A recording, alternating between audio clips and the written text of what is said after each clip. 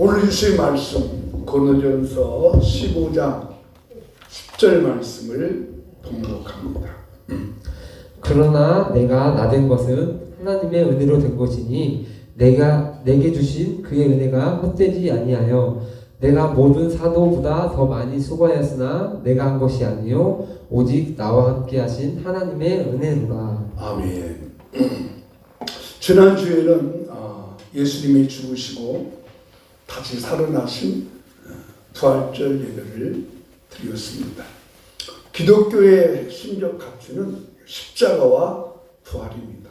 십자가는 예수님이 죽으시고 부활은 예수님이 살아나십니다. 그러면 예수님 부활하시고 그 후에 어떻게 어디서 사셨을까요?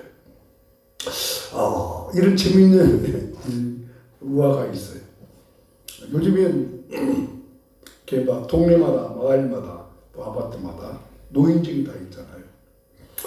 어느 날 노인정에 이렇게 어느 할머니가 가니까 그들이 야야 예수가 죽었단다. 예수가 누구냐? 예수가 누군데? 우리 며느리가 그러는데 예수 믿어야 구원받는다 하는데 그 사람이 죽었대. 아이고 내가 그 사람 머리 여자같이 길게 풀르고 돌아다닐때부터 알아봤다. 그래서 또 물어봐. 그러면 예수 죽었으면 또 장례식장 갔다 왔냐? 물어보니까 안 갔어. 아니 죽었다고 장례식장 가야지. 그렇게 말하더래요. 장례식장 가려고 했는데 죽었다가 3일 만에 살아났대. 그렇습니다. 이게 이 기독교의 핵심 메시지. 죽고 사시고. 그리고 예수님이 살아나셨는데 여러분 부활하신 예수님이 살아가시고 그 후에 예수님은 어떻게 계셨을까요? 어떻게 살아가셨을까요? 궁금하잖아요. 예수님이 부활하시기 전에는 3년 동안 제자들과 함께 먹고 자고 살았어요.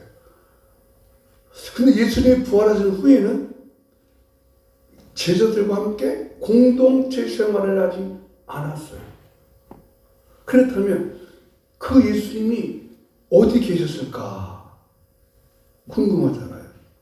예수님 부활하신 후에 예수님은 어디 계셨을까?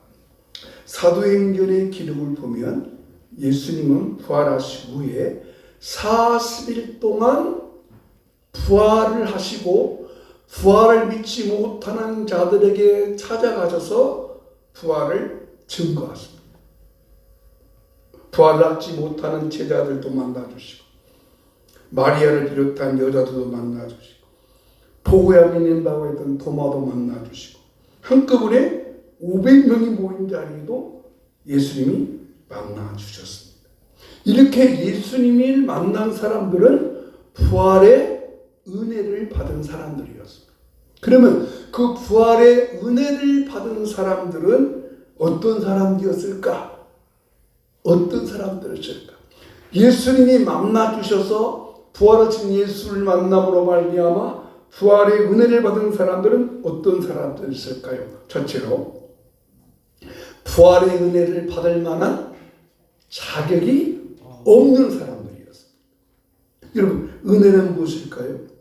은혜는 누구에게 받은 도움을 우리가 은혜라고 합니다. 친절. 나에게 도움을 주는 사람에 대한 감사하는 마음. 이것이 은혜입니다. 그러나 성경이 말하는 은혜는 그렇지 않습니다. 성경이 말하는 은혜는 자격이 없는 은혜 받을 만한 자격이 없는 부활의 은혜를 받을 만한 자격이 없는 사람들에게 주어지는 하나님의 사랑이요 예수님의 은혜라고 말합니다. 모든 사람은 죄의 상태로 그대로 있습니다. 그런데 예수님께서 그 죄악 상태에 있는 그들을 아무 조건 없이 찾아가셔서 십자가의 보혈로 죄를 용서하시고 씻어주시고 하나님의 자녀가 되게 큰 것을 은혜라고 합니다. 자, 은혜를 받은 사람 어떤 사람이었냐? 오늘 고린도전서 12장 8절에 보면 이런 사람이 나옵니다. 한번 읽어보겠습니다. 맨 나중에 만삭되지 못하여 난 자 같은 내게도 보이셨느니라. 만삭되어 나지 못한 사람 누구인 것 같아요? 그렇죠. 바울을 말. 그런데 바울은 만삭되지 못하여 난자라고 했을까? 이런 만삭이 되어 나지 못하는 그 태어난 그 아이가 어떻게 될까요? 뭐 미숙하든지 요즘 같으면 뭐 인큐베이터에 들어가든지 혹시 또 장애 아로 자랄 수도 있고 직접 장애를 가질 수 있습니다. 근데 바울은 지금 맨 나중에 망삭되어 나지 못한 내게도 뭐요? 보여주셨대요. 부활을 받았대요. 바울이 자기 스스로를 자기 표현하면서 바울이 부활의 은혜를 받고 자기 자신을 평가하고 나는 인간적으로는 쓸모없는 자다. 만삭되어지 못했다. 이건 정말 바울이 만삭되어지 못해서 태어난지 안 나는지는 성경에 분명한 기록은 없어요. 근데 여기에 만삭되지 못하여 태어났다. 태어난 같은이에요. 자, 이 말을 들어보세요. 그럼 바울이 만삭되어 태어났다는 거요? 아니면 그런 태어난 같은 자 같다는 거예요? 1번이요? 2번이요? 2번이죠. 내가 만삭되어 태어났다. 그것이 아니지. 그죠? 그게, 만삭되어 태어나지 못한, 그러니까 인간적으로는 쓸모없고, 문열이 같고, 병신 같은 내게도 하나님이 보여주었다 하는 것입니다. 부활의 은혜는 무엇입니까? 은혜 받을 수 없는 자가 은혜 받았다는 것입니다. 여러분, 저와 여러분은 어떻습니까? 우리는 예수님의 부활의 은혜를 받을 만한 자격이 있어요? 없어요. 자격이 없습니다. 그래서 우리 찬송했잖아요. 하나님의 은혜로 있을 때 없는 자 왜 구속하여 주는지 난 알 수 없도다. 그렇습니다. 그리고 예수님의 부활의 은혜를 받을 만한 자격이 없어요. 또 우리는 아브라함의 자손도 아니에요. 유대인도 아니에요. 이방인이에요. 그런데 이와 같은 내게 예수님이 부활의 은혜를 주심으로 우리가 구원받고 하나님의 자녀가 되었습니다. 우리가 이 은혜로 살아가야 한다는 것입니다. 두 번째로 부활의 은혜를 받으면 어떻게 될까요? 바울은 부활의 은혜를 받을 만한 자격이 없다고 스스로 고백했습니다. 그래서 태어지 못했다고 스스로 고백합니다. 근데 바울이 부활의 은혜를 받고 그 부활의 은혜 받은 것이 너무나 감사하고 감격하시기 때문에 그 부활의 은혜에 대해서 고백합니다. 15장 9절 말씀 한번 읽겠습니다. 나는 사도 중에 가장 작은 자라. 나는 하나님의 교회를 박해하였으므로 사도라 칭함받기를 감당하지 못할 자니라. 바울의 이름은 두 가지가 있습니다. 바울이 처음에 사용한 이름은 사울이라는 이름이고 두 번째 사용한 이름은 바울이라는 의미. 사울이라는 의미는 히브리식 이름입니다. 히브리식 이름. 근데 바울이라는 이름은 로마식 이름이었어요. 근데 그 이름의 뜻이 사울은 큰 자라는 뜻이고 바울은 작은 자라는 뜻이에요. 그러니까 바울이 지금 하나님의 주신 부활의 은혜를 받으니까 사울이라는 큰 자에서 작은 자가 된 거예요. 그리고 자기는 사도라 시험받기를 감당하지 못해서 사도는 누굽니까? 예수님을 만난 사람들. 예수의 부활의 은혜를 받은 사도가 아무나 되는 것이 아니에요. 근데 바울이 부활의 은혜를 받고 보니까 자기같이 약하고 연약하고 작은 자가 예수의 은혜를 받으니까 사도가 되었고 그 사도가 된 은혜를 하나님의 은혜로 감격하고 있습니다. 부활의 은혜를 받고 전혀 달라졌다는 것입니다. 바울은 자기가 이 사울에서 바울되고 그래서 부활의 은혜를 받은 간증이 너무나 감격스럽기 때문에 사도행전에서 바울이 간증을 3번씩이나 간증을 합니다. 자기가 어떻게 예수님 만났는지. 어느 날 바울은 예수 믿는 사람들을 자기가 죽이려는 이 체포 영장을 가지고 체포하러 가고 있습니다. 다메섹으로 가고 있는데요. 갑자기 하늘에서 소리가 들려요. 바울아, 바울아 불렀을까요? 사울아, 사울아 불렀을까요? 사울. 네? 바울아, 바울아, 사울아, 사울아. 뭔 이름을 불렀을까요? 사울이라는 이름을 불렀어요. 히브리로 불렀어요. 그래서 사울이 사울아, 사울아 부르니까 주여 누구십니까? 그러니까 소리가 들어. 나는 네가 박해하는 예수라. 여러분, 바울이 예수를 핍박했어요. 예수 믿는 사람을 핍박했어요. 네? 예수 믿는 사람을 잡아 죽은 일에 핍박했는데 하늘에서는 나는 네가 박해하는 예수다. 그러니까 바울이 깜짝 놀라요. 그러면서야 눈이 안 보여주는 거예요. 갑자기. 그리고 그가 변화가 됐습니다. 사울은 이것이 너무나 감격스러워서 사도행전에서 3번씩이나 간증을 합니다. 여러분, 부활의 은혜를 받으면 사울 같은 사람이 변화돼서 바울이 된다는 것입니다. 여러분은 어떻습니까? 예수 믿고 예수님을 믿어 하나님의 자녀가 한 사람들의 간증을 들어보면 참 불신자였던 사람도 있고 불교인도 사람도 있고 많은 사람이 있어요. 자, 그들이 받는 사람을 보면 정말 기막힌 사람이 많아요. 여러분은 예수님을 반대하고 기독교를 박해하다가 예수를 믿었어요? 아니면 그냥 자연스럽게 예수를 믿었어요? 자연스럽게. 아마 여기는 보니까 예수님을 극렬하게 반대하고 기독교를 극렬하게 반대하다가 예수 믿는 사람은 없는 것 같아요. 저도 마찬가지. 그냥 순수하게 그냥 저희가 원래부터 아버지가 예수 믿은 건 아닌데 하여튼 그냥 기독교 문화권 안에서 살아난 것 같아요. 아버지가 예수 믿기 전에는 막 제사도 많이 했지만 그렇게 막 교회를 박해하고 그런 식으로 안 된 것 같아요. 그런데 저도 그러다가 그냥 기독교 문화에 접하다가 하나님 은혜로 전주로 전학에 와가지고 미션 스쿨을 다니다가 갑자기 내 마음속에 나도 목사야겠다. 그리고 목사 돼서 해야겠다고 신학교를 갔어요.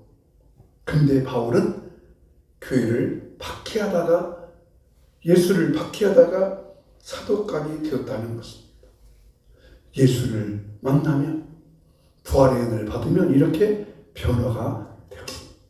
근데 박효절 집사님은 기독교를 그렇게 박해는 안 했지만 자기 아내 정만희 권사님을 참 힘들게 했어요. 대항반이 교회를 못 가게 하거나 그런 건 안 했지만 저분이 참 예수 믿는 사람들을 박해는 안 했지만 그러나 굉장히 그냥 이것도 많이 마시고 막 그런 분이었는데 그래도 저분이 저렇게 예수를 믿고 교회 와서 봉사가 보면 정말 축복이에요. 정만희 권사님 그 신앙을 그대로 저분이 불려받아가지고 그대로 이해하는 거 보면 정말 저분 같은 사람이 사울이 바울인 사람이에요. 사울이 바울인 사람.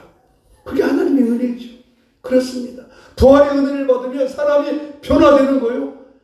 그래서 어떻게 좋아하던 술도 끊고 좋아하던 담배도 끊고 저 변화된 거 아니에요? 부활의 은혜를 받으면 저런 은혜가 축복이 있게 될 줄로 믿습니다. 그게 부활의 은혜예요. 마지막 3번째, 부활의 은혜를 받으면요 모든 것을 은혜로 고백합니다. 은혜는 기독교에서만 사용하는 단어가 아니에요. 일반 사회에서도 은혜라는 말 사용하잖아요. 그러나 기독교에서 사용하는 은혜는 자기 없는 자에게 주어지는 것이 은혜고, 모든 일의 결과를 다 은혜라고 고백하는 거예요. 자, 15장 10절 말씀 읽어보겠습니다. 바울의 고백입니다. 시작. 그러나 내가 나된 것은 하나님의 은혜로 된 것이니 내게 주신 그의 은혜가 헛되지 아니하여 내가 모든 사도보다 더 많이 수고하였으나 내가 한 것이 아니요 오직 나와 함께 하신 하나님의 은혜로라. 하나님의 은혜를, 내가 나된 것이 하나님의 은혜다. 내가 모든 것까지 수고 많이 했는데, 노력도 많이 했는데 그것은 내가 한 것이 아니요 오직 하나님이 함께 하신 은혜라. 은혜라. 오늘 우리 찬양했어요. 모든 것이 하나님의 은혜라. 당연한 것이 아니라. 아침에 해가 뜨고 저녁에 해가 지고 새날이 되고 개들이 변화되고 순간순간 되는 것이 다 하나님의 은혜라고 바울은 고백하고 있는 거예요. 그렇습니다. 부활의 은혜를 받으면, 그 은혜를 받으면 자격 없는 나에게 베푸신 것이 부활의 은혜고, 예수 믿을 만한 조건과 과정이 없는데도 예수 믿게 한 것이 부활의 은혜고, 부활의 은혜를 받으면 사람이 변화되어서 하나님의 은혜로 살아가고, 모든 일의 결과를, 그것이 좋든지 안 좋든지 간에 결과는 오직 나와 함께 하신 하나님의 은혜다. 이것이 바로 예수님의 부활로 말미암아 주어진 그 은혜이기 때문에 그 은혜로 살아가는 우리 모든 성도가 되시기를 예수님 이름으로 축복합니다. 말씀을 마무리하면서 이런 예언을 하나 드립니다. 어느 경매장에서 낡은 바이올린 하나가 경매에 붙여졌습니다. 사람들은 그 낡은 바이올린에 대해서 아무 관심이 없었어요. 근데 그래서 뭐 삑삑삑 소리도 제대로 나지 않고, 그래서 이 경매사가, 여러분 이 낡은 바이올린 하나가 있는데 이거 10만 원에 경매에 나왔습니다. 근데 누구 하나 10만 원짜리 경매에 이럴 때면 사다가 뭐 애들도 줄 수 있겠지만 아무 관심이 없어요. 근데 그때 어떤 사람 하나가 그 경매 10만 원짜리 된 그 경매를 가지고 연주를 하기 시작해. 그러니까 갑자기 그 바이올린에서 아름다운 소리가 나는 거예요. 그런데 갑자기 여보시오, 그거 내가 100만 원에 하겠습니다. 갑자기 10만 원짜리 바이올린이 어떻게 돼요? 100만 원이 돼요. 그게 저도 아닙니다. 내가 1000만 원 하겠습니다. 그 1000만 원에 바이올린이 낙찰돼버렸습니다. 여러분, 바이올린 때문이에요. 바이올린 연주한 사람 때문이에요.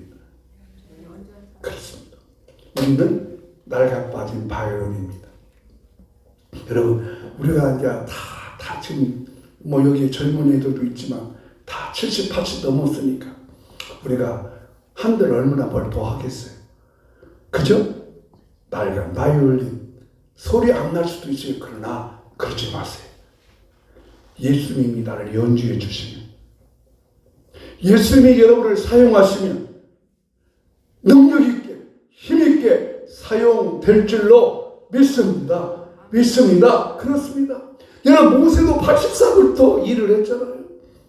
갈렙도 85세부터 일을 했잖아요. 밤모섬에 갔던 사도 요한은요 90이 넘었는데 60이 넘었는데 밤모섬에 가서 요한계시록을 기억합니다. 그렇습니다.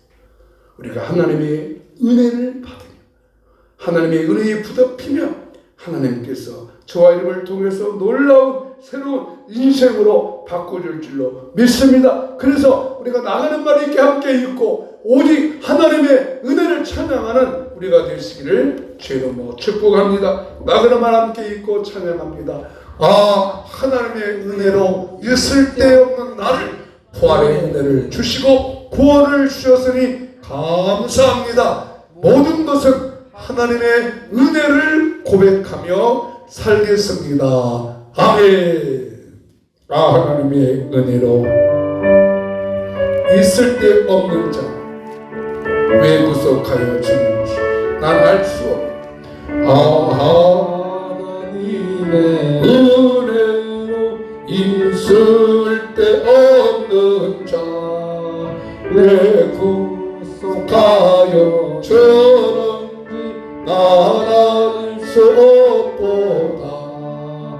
나는 믿고 또 의지하는 내 모든 형편 아시는 주님 보호해 주실 것을 나는 확실히 아네.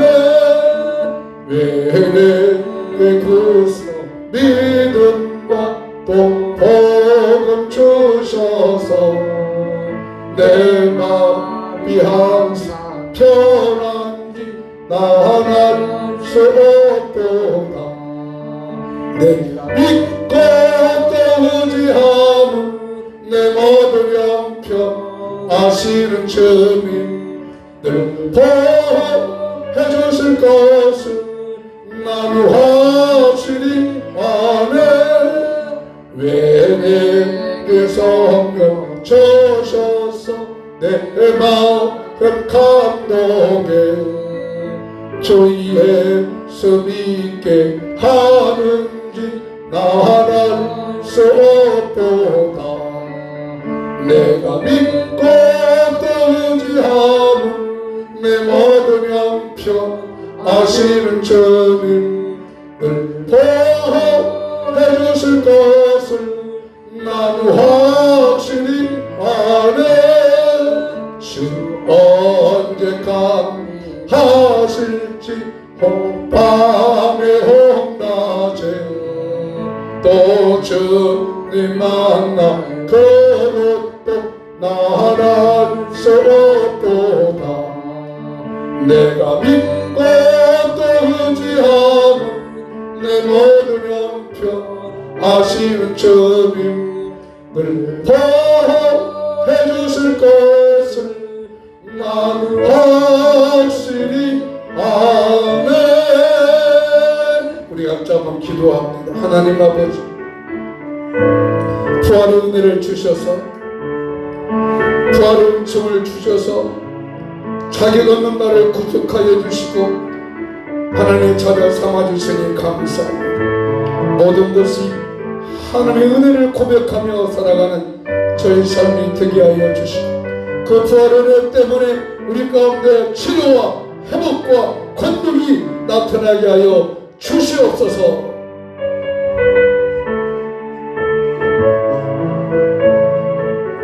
요한은 내게 복을 주시고 너를 지키시길 원하며 요한은 그 은혜를 내게 베푸사 은혜 베푸시기 원하며 요한은 그 은혜를 내게로 향하여서 평강 주시기를 원하노라. 이제는 주 예수 그리스도의 은혜와 하나님의 사랑과 성령의 교통 충만히 인도하시니 부활의 은혜를 갈망하는 우리 모든 성도에게 이제부터 영원히 함께 있을지어다. 아멘.